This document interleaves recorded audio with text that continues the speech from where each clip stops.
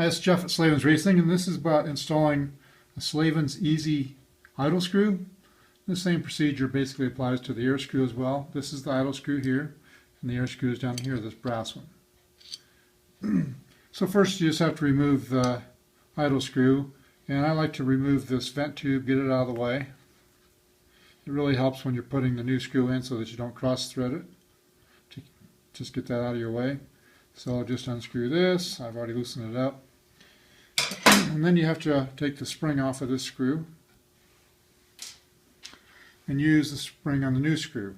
And the first thing you want to do on the new screw is put some lubricant on it. Any type of grease would help. The best kind would be like a Molly grease or anti-seize grease. This black gooey stuff that's hard to wash off your fingers works best. Because the screw is made out of aluminum and the carburetor is made out of aluminum, and screwing like substances together can be problematic if you're not careful. There's other pieces in the carburetor that are aluminum, screwed into aluminum, so it does work, but you have to take a little extra caution when you're putting an aluminum piece into an aluminum piece. So these threads on this, the diameter and the threads of this are all identical to the one that came out of it. These are CNC machines, which means computer numerically controlled.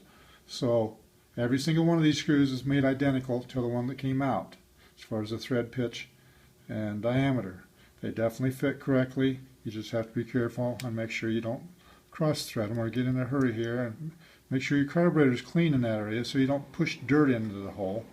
And then just take your time. And I'm doing this left-handed, and I'm not very good with my left hand, but this is probably good.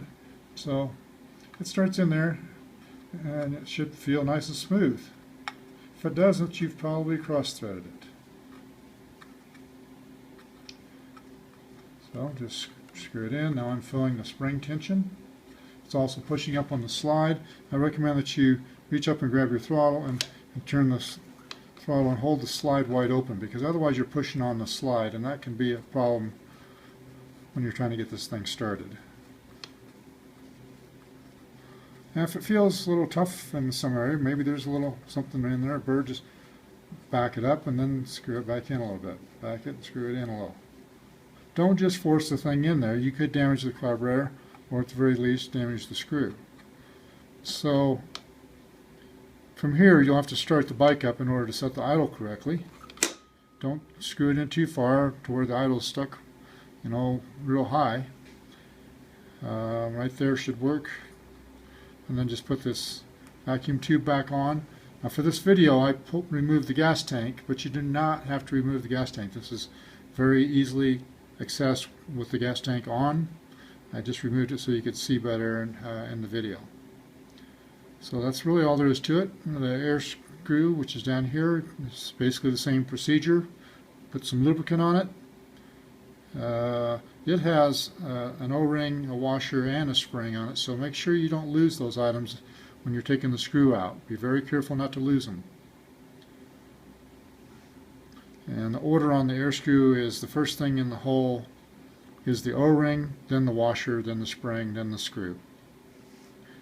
If you have any questions, you can drop us an email at info@slavensracing.com. Thank you very much. Ciao.